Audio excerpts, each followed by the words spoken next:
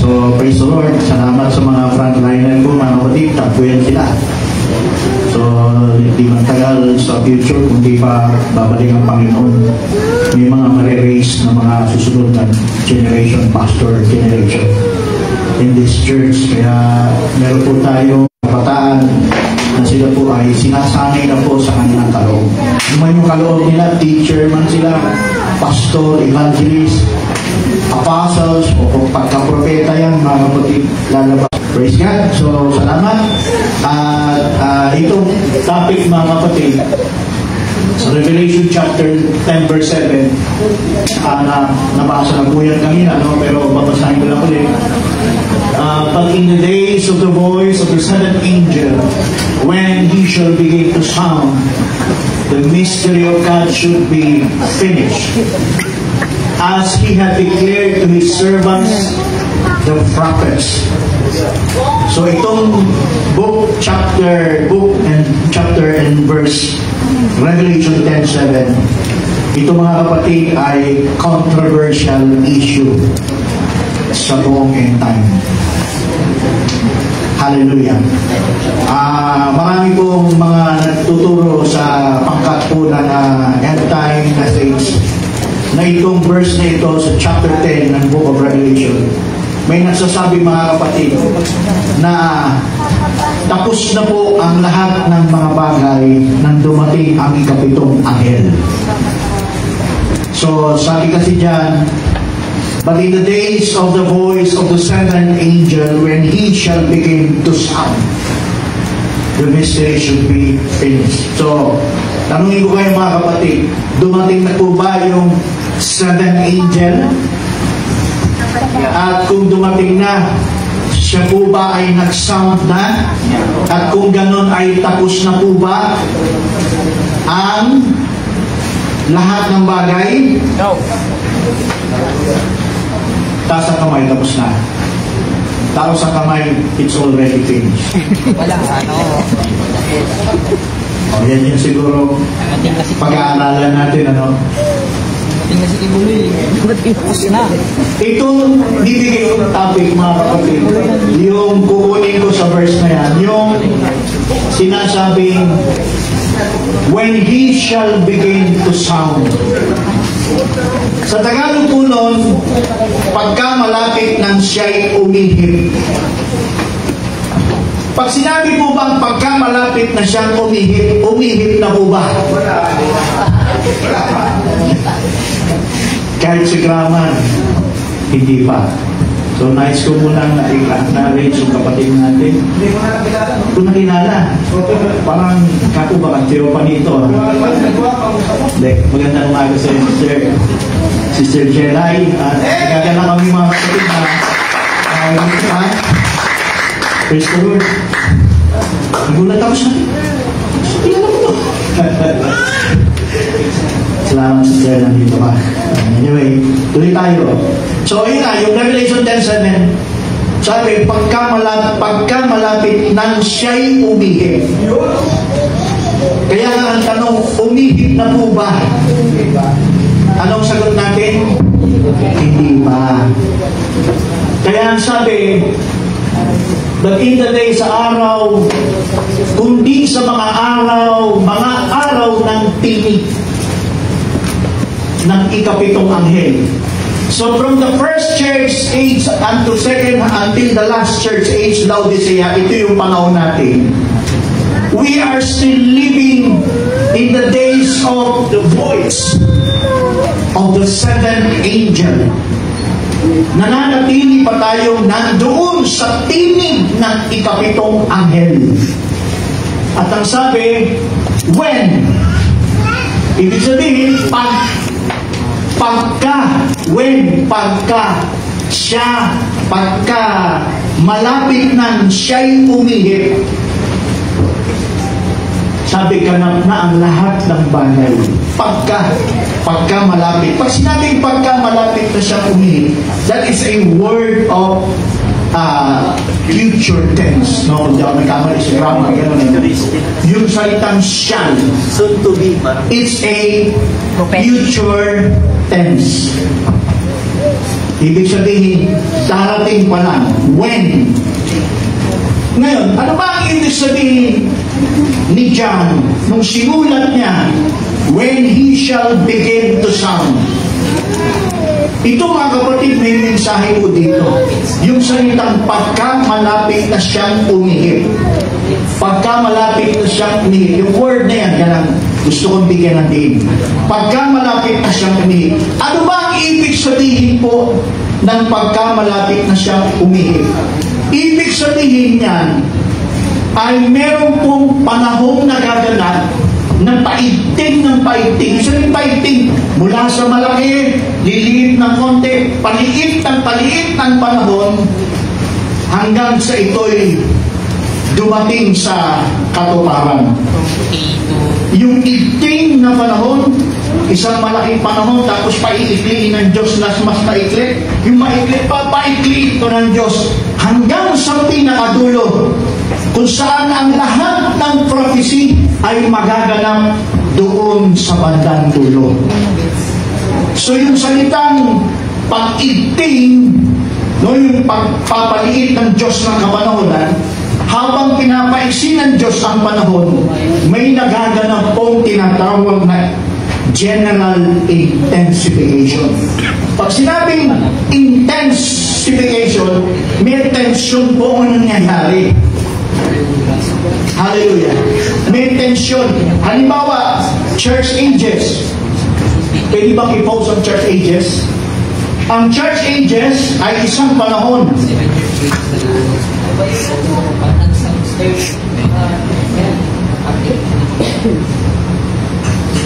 Isang panahon na saan may intense po doon, mga kapatid. It's a general means intensification. It can refer to process of something becoming more intense. Ayan po ang church ages.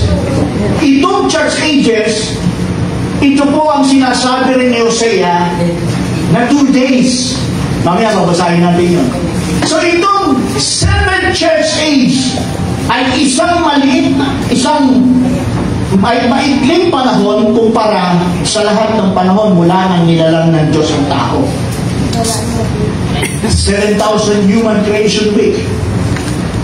Pero itong panahon na 7 church ages na sinasabi sa Hosea na 2 days ay isang maiksing panahon kumpara mula sa paglalang ng Diyos kay Adan at kay Eva sa pasimula. Pero sabi ko nga, habang nagaganap itong panahon na 2,000 taon, 2 days, ay meron pong nagaganap na intensification. Intense, may tension, mga kapatid. In other words, kung church ages, mula Efeso hanggang Laodicea, ikapito, nandito na po tayo. May intense sa unang panahon ni Pablo.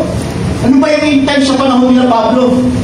Nung sila'y tinawag ng Diyos, all the apostles was chosen by God to preach the gospel. Hindi madali para sa kanila ng mangaral. Sabihin ng katotohanan, sabihin ng truth upang ang tao mapalaya sa lahat ng gawa at lanang ng kaaway. Nung ito'y ipinapangaral nila, mga kapatid, may tension. Do you believe sa panahon ng mga apostol, may tension? Meron. Ano ba nangyari sa mga apostol nung sila ay nangaral? Inisa-isa silang patayin in the time of the first church age. Nangangaral sila, sinasabi nila ang katotohanan. Kapatid kong pangaral ay ang pagtakip sa kanila at sila'y pahirapan hanggang sila'y patayin. Is there any intention? Yes. May intensification. Yun po ay panahon pa lang ng mga apostol. Kaya during the first church age, lahat ng mga apostles dito, mga kapatid, original apostles, 12 apostles, lahat sila ay brutally killed by the Roman Empire. There is an intensification, intense, tension. Pagtakbo ng panahon, mayroon pong lumitaw horse. Katunggali ng tinatawag na lion spirit. So there is a spiritual battle in the time of the first church age, and that is the intensification. So this is a lion, and this is the white horse. May battle, may labanan. Kaya anong panahon? Unang iglesia, if you receive the Spirit of Christ at may katangian ka ng leon, boldness kang maharal. Wala kang katatakutan. Kaya sa panahon ng mga apostol, sila nangangaral, wala silang kinakatakutan kahit ang katapat ay kapalit ay ang buhay nila. Hallelujah. Ginawa nilang mangaral. Pero pagtakbo ng second church age, mga kapatid, Smyrna, umiigting ang tension, umiigting ang intensification. Pinatay yung mga apostol dito. At pagdating ng second church age, Smyrna, lumitaw naman ang tinatawag na red horse, at ang katapat dito ay cult. At dito mayroong matinding nangyaring patayan ng mga pinapatay ng mga Christian. Tuloy-tuloy yan. So umiigting yung panahon ito na 2,000 taon na nagsimula sa panahon ng unang iglesia, umiigting mga kapatid dahil may labanan sa panahon ito. Hallelujah. 4 horse riders, white horse, red, black, and pale. Ang katapat ng white, lion, katapat ng red, ay cult. Ang katapat ng black, ay ang face of a man. Ang katapat ng pale horse ay, ano raw? Flying eagle. Ibig sabihin, revelation. So, dito na tayo sa huling panahon na ito, mga kapatid. Pero alam nyo, middle of the ages. 2 ages na yung middle. It's from Pergamos and Thyatira. Itong 2 panahon, dispensasyon ng Pergamo at Thyatira. Mga kapatid, may matinding intense dyan. Namayagpag ang Latin Church, which is the Roman Catholic Church. At dun sa gitnang panahon, marami pong pinatay ng mga Kristiyano. At sa total, mga kapatid, kung di ako nagkamali, it's ilang milyon, 28 million martyred Christian sa Pax History, no? Pax of Book of Christians, Pax History of Christians during the time of Pergamos and Thyatira. Itong 2 ito. Hallelujah. Maraming namatay dyan. Kaya, hanggang sa panahon ng Laodicea, itong pagdating ng Laodicea sa panahon natin, wala nang masyadong katulad na nangyayari sa panahon ng Apostol, sa panahon ng Middle Ages, dito sa panahon natin, Laodicea, wala na, parang wala tayong masyadong nakikita ang patayan. Kasi bakit? Dahil yung umuusig sa iglesia ng Panginoon ay nasugatan sa panahon ng 8th Church Age, Sardis. Ito ang Sardis. Nasugatan dito yung beast. At sabi yung beast na yun ay halos ikamatay niya. Sinundan ng mga reformers, sinundan ni Wesley, at pagkatapos dumating na tayo. Sugat na po. Pero kahit sabihin natin walang physical na patayan, meron din naman nangyayari, no? Pero ang matinding tension natin ngayon, mga kapatid, sa panahon nito, ay spiritual. Pwede bang patayin ka? Yes. Nabuhay ka pa? Right. Can you say amen? Nangyayari yan. Sirain lang ang karakter natin, parang patay ka na. Can you say amen? Ngayon, walang physical. Pero, may nagaganap sa ating spiritual killing. Ang sabi ng Bible, magsalita ka lang sa likod ng ng iyong kapatid, you commit murder. Magsalita ka lang ng hindi magaganda na kung saan ay ikasisira niya, ay pwedeng consider as a murder. Hallelujah. So yun yung church ages, at sa panahon natin ngayon ay may nagaganap pong intensification. Meron pong igting sa panahon natin. Ngayon sa huling iglesia nito, mga kapatid, kapag ikaw ay tumangan sa mensahe na galing sa Panginoon, kapag ito'y iyong pinanindigan, ating pinanindigan, mga kapatid, may kalaban ka. Hallelujah. May kalaban ka sa katotohanan pinanghahawakan mo. Can you say amen? Hallelujah. Meron pong intensification, meron pong tension kapag tayo po ay humawak sa mensahe ng Panginoon, kapag tayo po ay nabuhay sa mensahe ng Panginoon. Kung meron tayong message na tinanggap ngayon at ito'y ating ipinamumuhay, magkakaroon ka ng maraming kalaban. Maaring hindi pisikalan, pero spiritual na labanan meron. Meron tayong mensahe sa hukom. Ito na lang, isang halimbawa.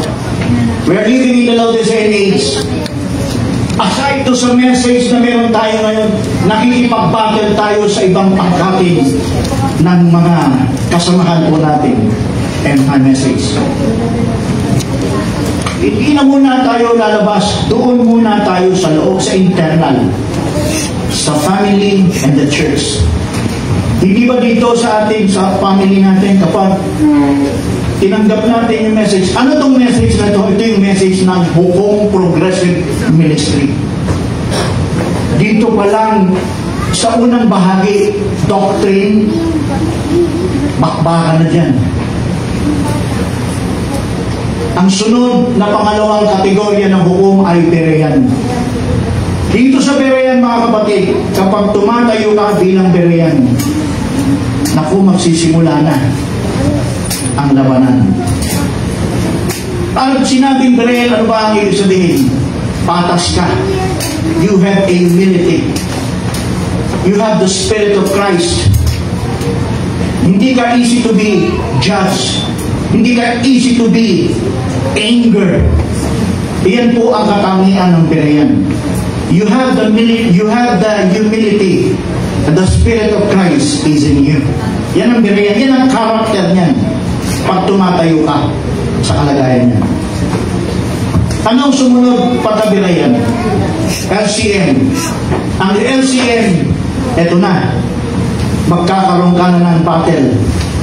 Kung sa message na ito, na training, meron tayong training. Kapag ang training ay ipinatutupad natin, mga kapatid, ayon sa mensahe, meron na pong labanan sa LCM pa lang. Walang pang pipili. Can you say amen?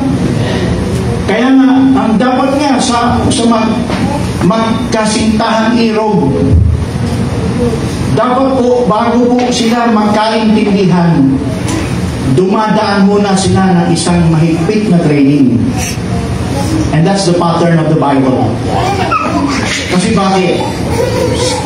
Kung ikaw lang isang believers at hindi ka naging maingat kumuha ng mga kasama mo sa buhay, na hindi dumaan ng training, hindi kayo magkakaintindihan sa pananampalatayang iyong pinaninindigan. Kaya sabi ni Paul, pinat and equal yoke together with the believers. Kasi bakit? Pwedeng maging barakit yung makukuha natin kapartner na hindi naniniwala sa mensahe nito. So there is a tension. May intensification, mga kapatid, kapag tayo humawak sa salita ng Panginoon, sa mensahe ng Diyos. Magkakaroon talaga ng tension. Hallelujah. Do you believe, naniniwala kayo dyan, mga kapatid? Parang wala naniniwala. Kapag wala po tayong tension na nararanasan bilang Kristiyano mga kapatid, mag-isip po tayo. Dahil ang tunay na Kristiyano ay punong-puno ng tensyon. Punong-puno ng kahirapan. If you begin to be a Christian, mga kapatid, galing ka sa labas, naging Kristiyano ka. Kung kailan ka naging Kristiyano, naging parang magulo ang buhay natin. Sabi ng iba yan eh. Yung magulo, hindi dahil nakikipag-away ka na, hindi po Gumugulo dahil meron kang pinaninindigan na salita na galing sa Panginoon na hindi maintindihan ng iba. Can you say amen? Amen. May sinasabi kang ganito na para sa ikaliligtas, sa ikagiginhawa spiritual. Pero hindi ka nila pinaniniwalaan. And there is an intensification. May tension talaga. Hallelujah. Doon sa mag-LCA pa lang, kapag hindi parehas, meron talaga. Kaya ang mangyayari, kapag hindi dumadaan sa training, pero dahil ayaw naman silang maghiwalay, magkakasama na lang sila. Pero habang sila'y makakasama, hindi po magiging matiwasay. Maaaring smooth na maaaring sabihin natin, parang hulsa ng pagsasama, parang walang problema.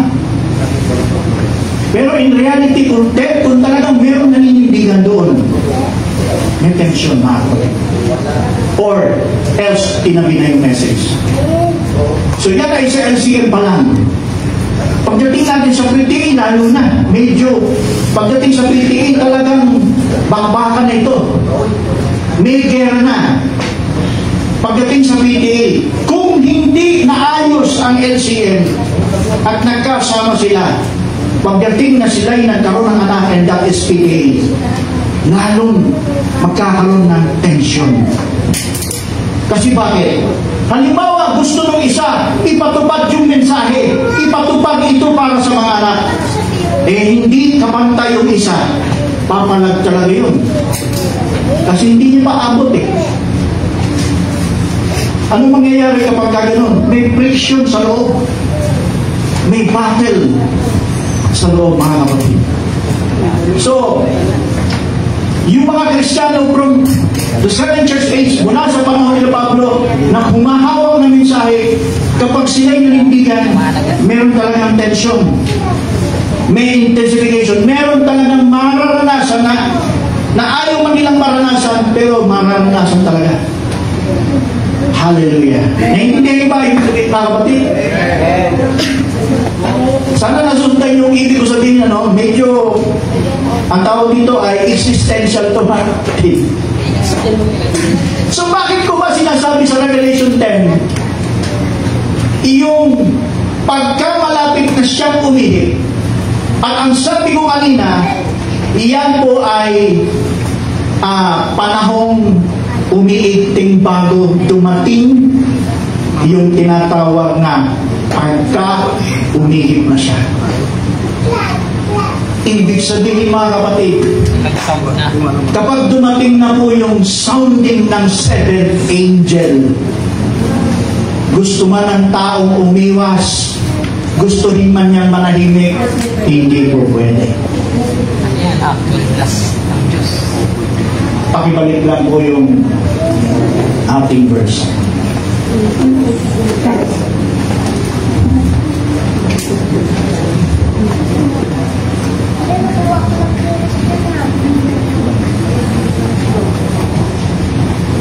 But in the days of the voice of the seventh angel, when he shall begin to sound. So, yung angel, yung seventh angel na ito, future ay magsasound siya. In other words, bago mag-sound, mga kapatid, meron muna itong panahon ng when shall begin to sound. Itong ibig sabihin niyan ay panahon na binibigay pa ng Diyos para sa atin bago dumating ang sounding. Originally, sino po ang seventh angel? Original, ito ba ay earthly angel Heavenly. or Heaven. heavenly? Heavenly. Heavenly. Anghel ito, original, nasa langit pinadala sa lupa, pang-ikapito siya. Kaya seven angel. Pero, ano ba ang dala niya? Sound ba? Hindi Voice. po. Ay, Ang dala niya ay... voice. Trumpet. Saan yun? Spirit. Sa voice. Yeah. Ito, napatago. Yung seven angel, ang dala niya ay... Voice. Voice, hindi sound. Voice.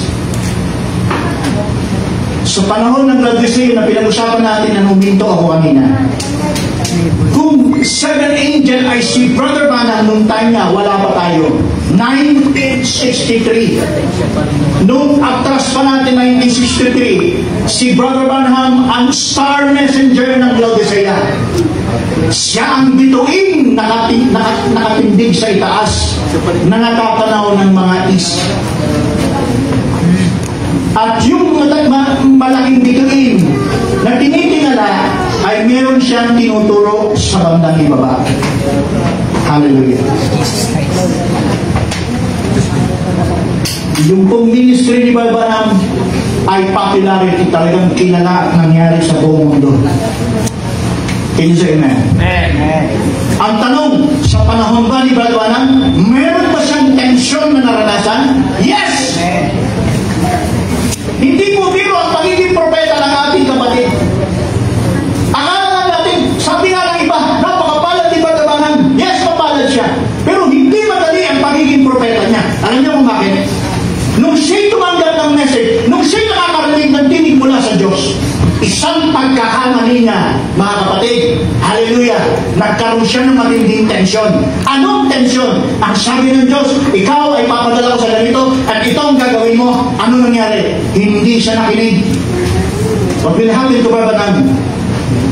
Pinadalan siya ng Diyos mismo ng flood of persecution, flood of trials. Ano nangyari sa kanya? Nagkasakit siya, minsan nabaril niya yung paa niya. Halos maputol yung paa niya. At isa sa pinakamatinding tensyon na naranasan ni Brother Branham, mga kapatid, nung siya'y tumanggi sa utos ng Panginoon, namatay po ang kanyang asawa at anak. Hindi ba masakit yun? Kaya nga sabi ni Brother Branham, parang walang kwenta na ang aking buhay.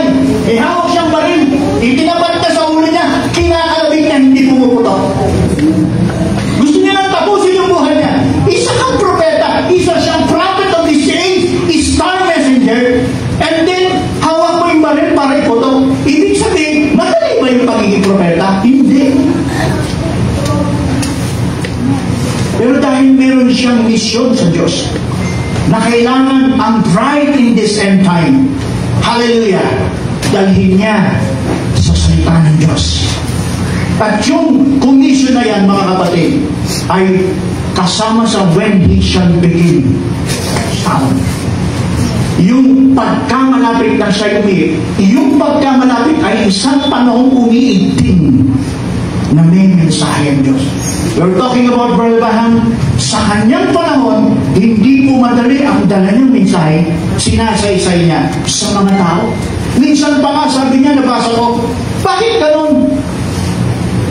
Pinangaral niya lang lahat ng mga bagay, marami pa rin galit sa kanya, marami pa rin tumutulig sa kanya, at kung ano-ano ang mga sinasabi para sa kanya.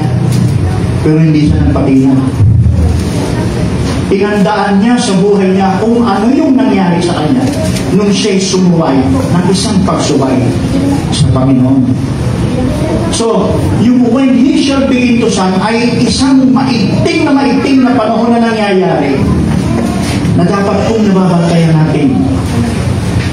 Okay. Halimbawa, sa panahon natin ito, meron siyang message na binabak sa atin na halos hindi pinapansin ng karamihan. Pagkas pinagtatawanan pa nga. Ikaw, yung anak mo, pag-EA mo, gawin mo to sa kanya, ituro mo. Upang siya ay magkaroon ng maraming kaibigang Kristiyano. May attention, wala. Anong sabi? Kailangan pa ba yan? Hindi mo kailangan yan. Ano ba yan? May attention, wala. Meron.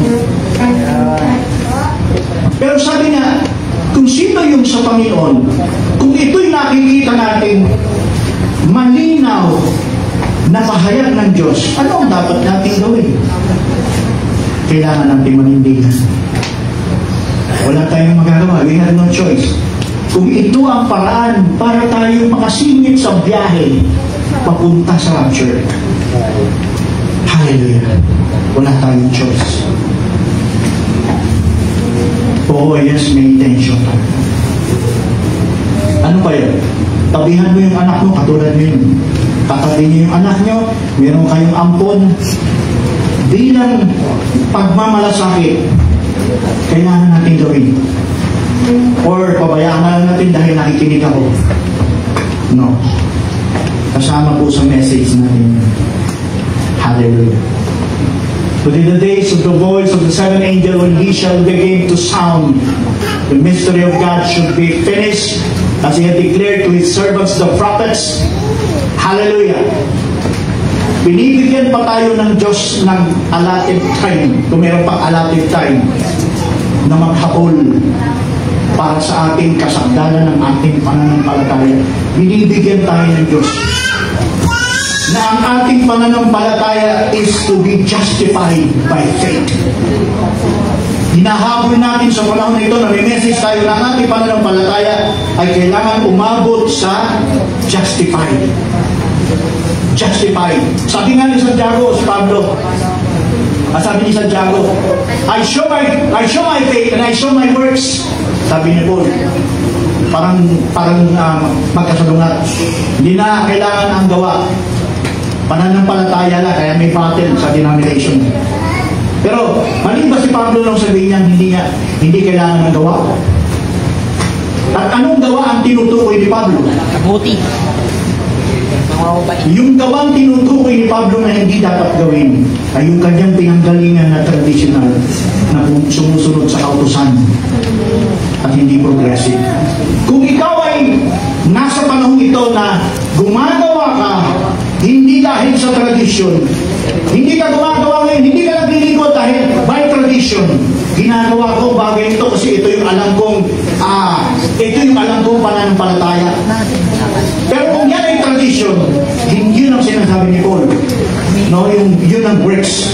Pero yung gawang nakasalig sa kapahayagan, nakasalig sa message of the hour, yung pong kapahayagan na yun, doon ka dapat gumagawa. Doon tayo dapat gumagawa. Hallelujah. So, tuloy natin.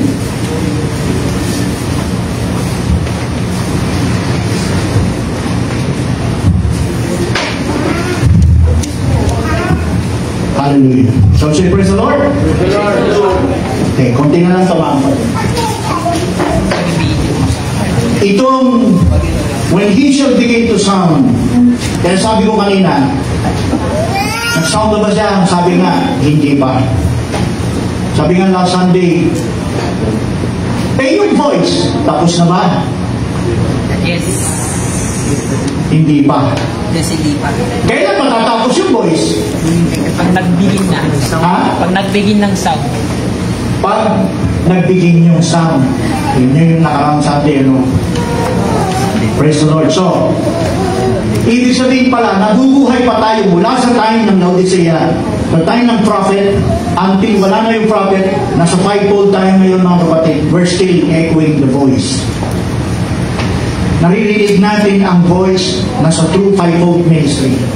Ang sabi kanina sa ating frontliner, ang fivefold gifts ay temporary lang. Because of the plural name, apostles, plural, prophets, plural, at saka evangelists to pastors and teachers, plural. But the word some, sinabi nga, ay temporary lang ang ibig sabihin yan. So dapat makababa yung gifts sa buong iglesia. Kaya nagpapatayo tayo dito, nagpapashare tayo mga kapatid. Dahil ini-stir up natin yung gifts nila. Hallelujah. Praise the Lord. Can you say amen mga kapatid? Okay. Meron akong gustong i-drive. Hallelujah. Pero hindi ko alam kasi parang may sina yung oras eh. Gusto ko sanang i-drive to. 30 minutes pa. Yung when he shall begin to sound, it connected to the 7 weeks of Daniels. It connected to the 2 days prophecy of Hosea. Pero dahil sa maiksi ang oras, parang hindi ko kaya bigla. Pero bibigyan ko kayo ng halimbawa na ito ay kasama sa when he shall begin intensification o intense na panahon. For example, ang Israel, alam niyo na yung 70 weeks, di ba? 70 weeks, sabi sa Daniel 9, pakipost nga. 24. Daniel chapter 9 verse 24. Ang sabi nito mga kapatid, at itatapos ko ito, mapili sa lang ito. 70 weeks are determined upon thy people and upon thy holy city to finish the transgression and to make an end of sin, to make reconciliation for iniquity, and to bring everlasting righteousness, and to seal up the vision and prophecy, and to anoint the most holy. Hallelujah. Question. Ito bang verse 24 na tinatawag natin sixfold purpose? Naganap na po ba yan o hindi? Hindi pa. Hindi pa. Kung hindi siya nagaganap pa, kailan ito magaganap? Kailan mapupulfill? Millennium. Matalino kang bata. Sorry. Tapos Okay. Yes! Hindi pa po yan nangyari. Kaya nga, yung when he shall begin to sound, kailangan, bago mag-sound, kailangan na ipasa natin kung anong tension na meron tayo ngayon sa pamamagitan ng mensahe. Hindi natin pwedeng iwasan ang tension na yan. Hindi natin pwedeng iwasan yan. Hallelujah! Kasi, yung voice na sinasabi natin, yung voice,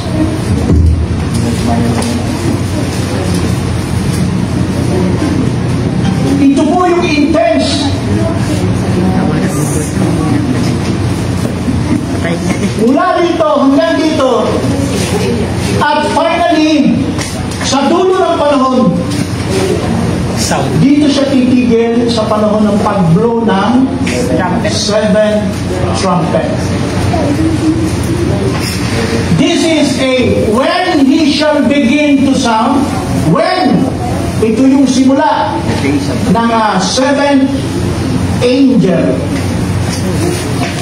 When he shall begin to sound, we're still living in the echoing of voice.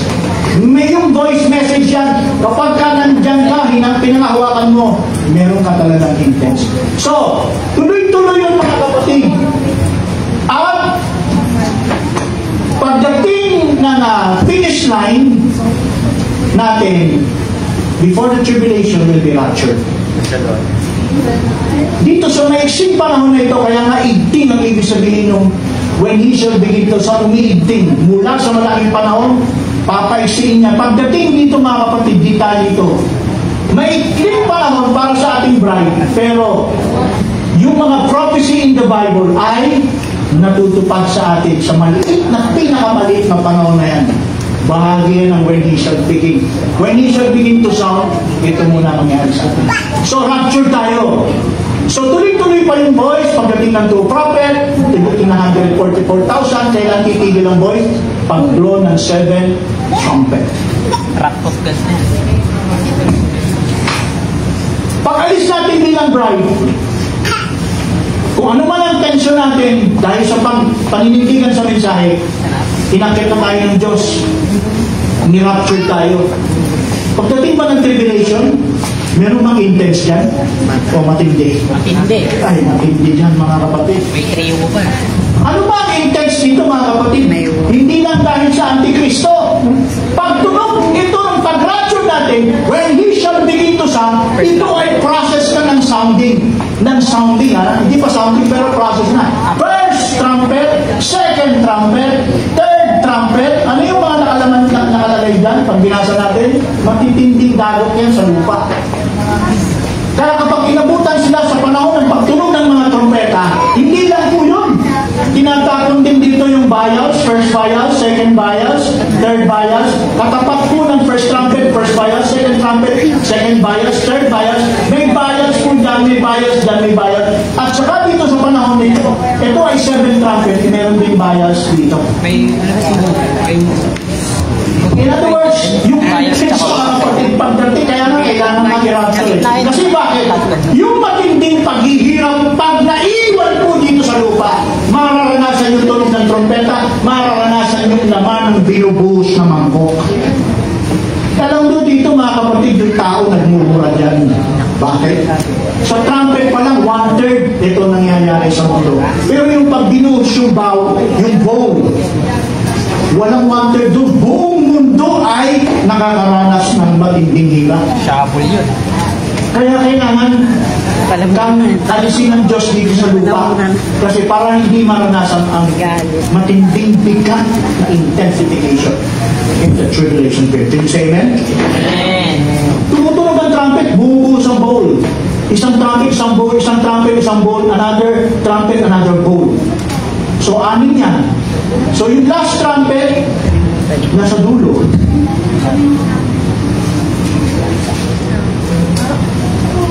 So, yung 6, may mga katapat yan. So, may intense yan, may igting ang mga ito. At yung kahirapan na nangyayari dito ay hindi biro. Hallelujah. Dahil ang trumpet at saka vials, hindi po gawa ng Antikristo. Ang pahirap ng Antikristo dito mga kapatid ay sa kalagitnaan pa lang. Kukunin niya yung last part ng 3.5 years, yun ang tawag na Jacob's Trouble. May successive hatred ang ang satanic sa panahon ng last part ng 3.5 years. Kung naiwan yung Kristiyano, pumasok dito, naghihirap sa trumpet, naghihirap sa vials. Pagkatapos, pagdating pa sa gitna, yung galit ng Antikristo, possess siya ng devil.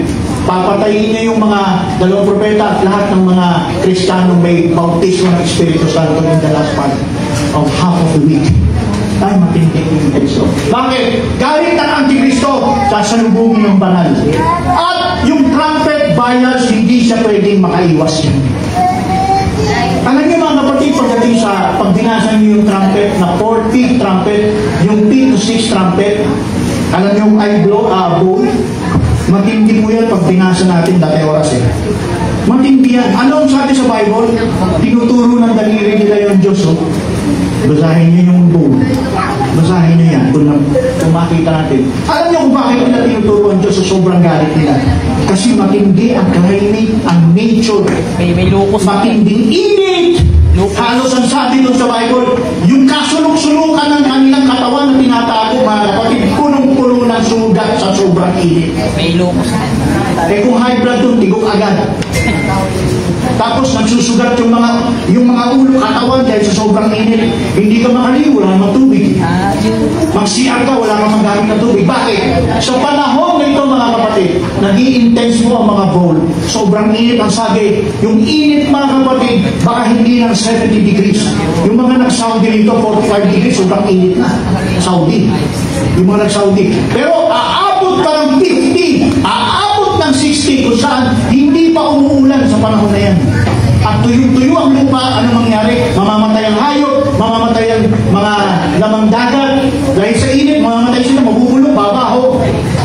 Yung tubig, wala silang mainom. Kung may makita silang konting balon dyan, na may tubig pa, lahat sila mag-aagawan para dumahin doon, para humigog lang ng tubig, makasurvive sila.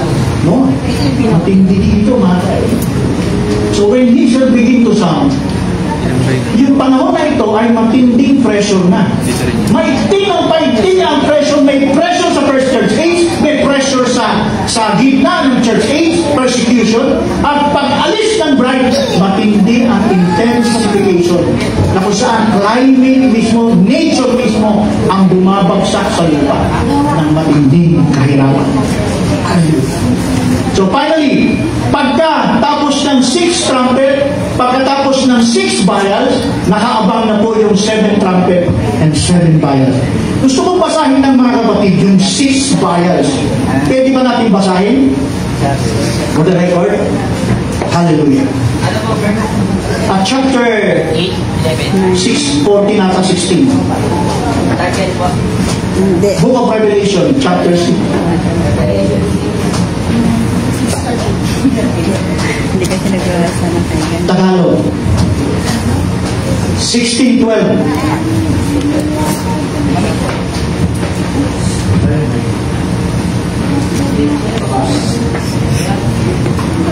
And this, Tagalog po, Tagalog. At ibinuhos ng ika-anim, mangkok to ika-anim ng mangkok sa malaking ilog ng Euphrates at natuyo ang tubig nito upang maghanda ng dadaanan ng mga haring mula sa sikatang araw. At nakita ko 13. Lumabas ang sa bibig ng dragon, etc. Ibig sabihin yan, at binuhos sa ika-anim, nung binuhos ang ika-anim na mangkok, ano nangyari? Malaking ilog na Euphrates, natuyo. Alam niyo ilog ng Euphrates, ang laki-laki niyan. Natuyo yun. Pero sabi ng Bible, natuyo. Bakit? Sa matinding init. First. Kaya yun ang magiging dahilan ng pagbaba ng kingdom. Yung mga bababa sila, tatawid sila. At dadaan sila ng ilog ng Euphrates. Bakit? Tuyo na yung lugar na yan. So, yan po yung 6 vials. Kapag inatras pa natin, hindi na natin atras yan.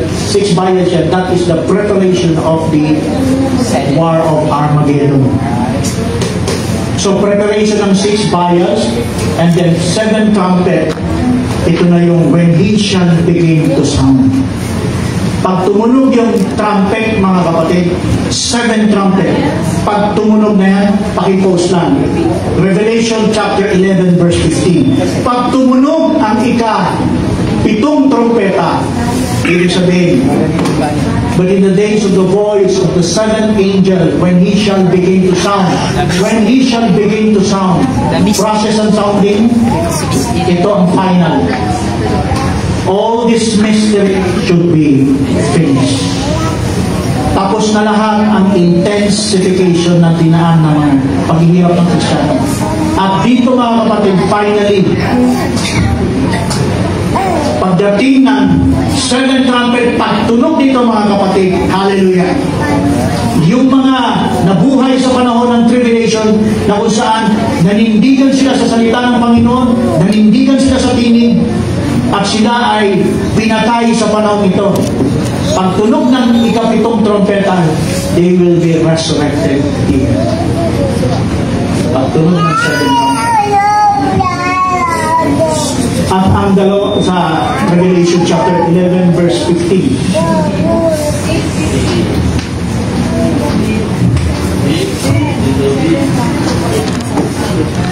At umihip, eto na. Ito yung ika-7 trompeta na sabi, when he shall begin to sound. Pero dito, umihip na. Nag-sound na siya. Ang ika-7 anghel at nagkaroon ng malakas na tinig sa langit. Malakas na tinig sa langit. At nagsasabi, ang kaharian ng sanglibutan ay nasa ating Panginoon at sa kanyang Kristo. At siya'y maghahari magpakailanman. Hallelujah. Ibig sabihin, pagtunog ng trompeta, lalabas si Kristo, Revelation 19, kasama ng great armies in heaven. So, yung mga nakamatay sa tribulation, makakarinig ng tunog ng trompeta. Sa mga tribulation saints na namatay, makakarinig sila ng trompeta, pero ang tinig ay tinig ng anak ng tao, the voice of the Son of Man. Resurrected sila dito, babangon sila. Ngayon, habang si Kristo bumababa, nagsisigawan sa itaas.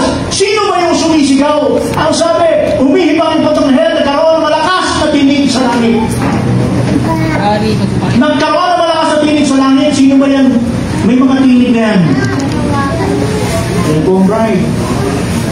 Kami yan. At lahat ng anghel Ang inaano sila, karya ng sanlibutan ay naging sa ating Panginoon. Ibig sabihin, itong gobyerno na kung saan may tinitindig ng mga presidente, gobernador, na mga namamahala, lahat ng ito, pagtunog ng ikapitong propeta, lahat sila ay buburahin at magtatayo ang Diyos ng tunay na gobernador. Walang iba sa Kristo. Kaya may announcement. Ang tinig ngayon, announcement ay kaharian ng sanlibutan. Dito ko naman tatapusin mga kapatid. Nakakabulin ko lang ito. Dito sa last part na ito, at kung Israel ang pinag-usapan natin, iligin ko lang ang isang verse.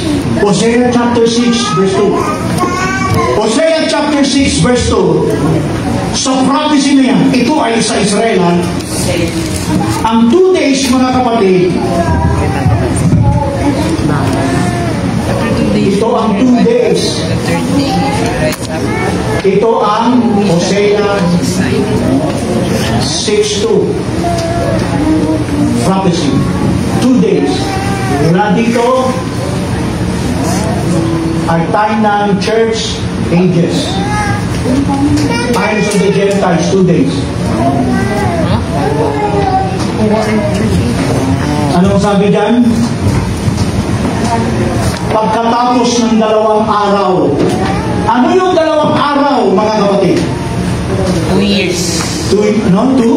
2 years? 2,000 years. Nagkamali ka. Agay. Kabawi. 2,000 pala. 2,000 years. 1 day is? 1,000 years. 2 days is? Ano sabi ni Hosea? Pagkatapos ng 2 araw, ay muling bubuhayin niya tayo. Sino yung tayo? Hindi. O Israel. Israel. Anong sabi? Sa 3 araw ay ibabangon niya tayo at tayo yung mga bubuhay sa harap niya. Pansinin niyo itong verse ito dahil huling verse ito. Ang sabi, pagkatapos daw ng 2 araw, ibig sabihin hindi niya sakop ang panahon na yan. Sakop ng hintig ang church age. Kaya doon kanina church age. Yun ang 2,000 years. Sabi ganun, pagkatapos ng 2 araw, pero bago ko ituloy, alam niyo ngayon sa Israel, parang proud na proud tayo. We love Israel! Hindi ko sinasabi magaling tayo Israel, ha? Hindi niyo alam kung ano yung Israel na meron dyan ngayon sa Jerusalem. Worldly. Hindi sila yung Israel na nilitaw sa future. Hallelujah. Sabi, pagkatapos ng 2 araw na yan, ay muling bubuhayin niya tayo. He will revive us. Tanong, yung after 2 days, and then He will revive us, yung Israel. Kailan ma-revive ang Israel pagkatapos ng hindi? 2 prophets? Sino pa? After 2. Sister Jenna. Ang tandaan pa? Yes, sino? Ano? Anong tanong? Pakiulit. Yung revive us, yung pagbuhay nila muli. Kasi patay sila ngayon. Israel? Naniwala ba kayo Israel patay ngayon? Oo, bali of dry bones nga sila eh. Kailan magkakaroon ng laman? Before rapture? After rapture. By 2 prophets? After rapture. After rapture. Hindi po.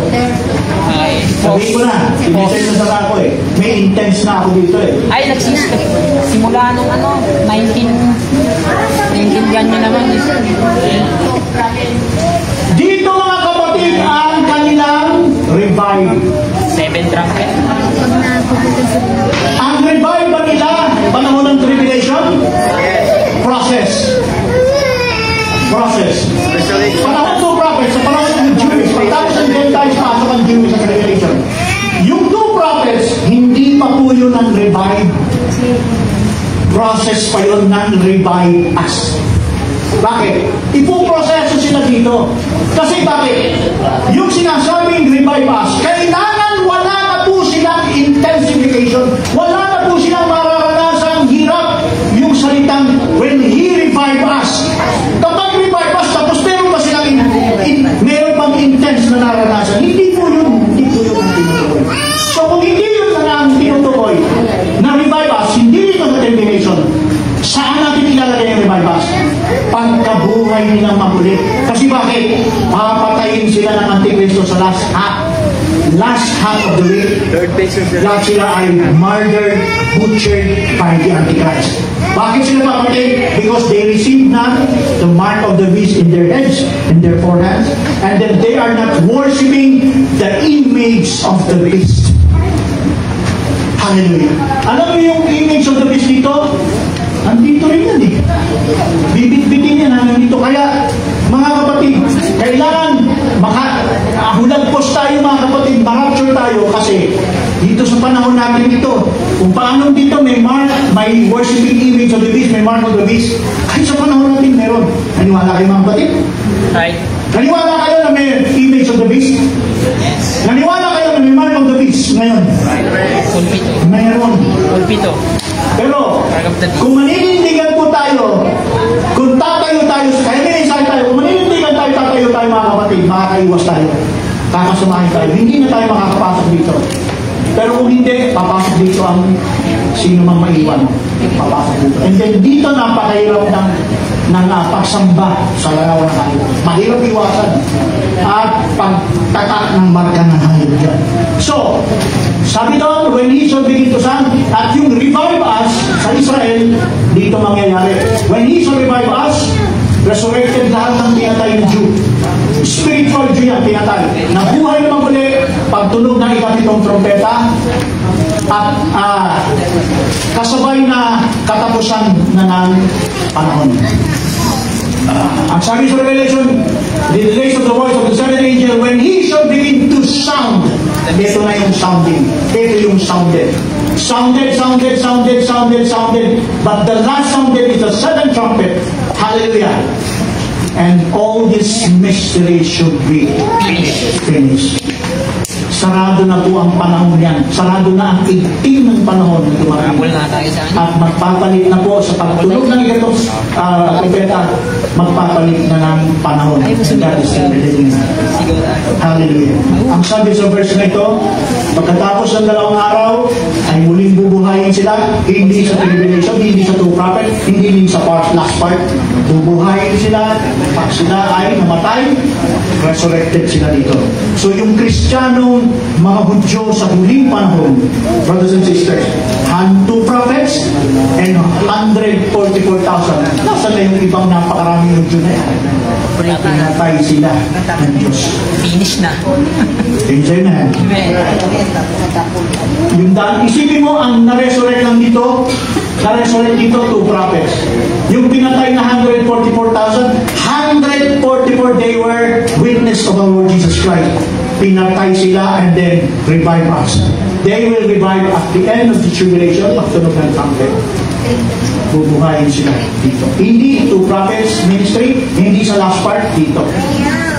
At sa pagbaba ni Kristo, sasalubong sila sa langit. Si Kristo na nakasakay sa bahay, Revelation chapter 19, kasunod ng mga nakasakay sa kabayan, mga great armies in heaven, kasama ng mga laksa-laksan mga anghel. Itong revive us ng mga Jew, aakyat sila, hindi na pupasok sila sa spiritual. Sasalubong sila kay Kristo, mag-meet doon, at pag nag-meet yung na-revive the Jew 144,000, ano mangyari? Yun mga kapatid, ang biglang malaking pagsabog na magaganap sa mundo. Si Kristo, ang bride, last ko sasabihin, bakit magkakaroon ng pagsabog? Alam niyo ba, ang revive us ng Jew ay pinaka-climax na magaganap sa mundo sa pamamagitan ng 100. Hindi atin, hindi ang bride na rapture land. Hindi ang pinakahuli ay ang 144,000 ng resurrect sa pagparito ni Kristo. Pag baba ni Kristo kasama ng mga angels, sasalubong ang mga tribulation saints na 144,000 kasama ng mga virgins na yan, yung left behind Christians. Pagdikit kay Kristo, sabog yan mga kapatid. Ano mangyari? Sabi ng Bible, sa 21:17, the measure of an angel is the measure of man. Ito na yung taong sinabi sa Genesis 1:26, let us make man in our own image. In the image of God, He created them, male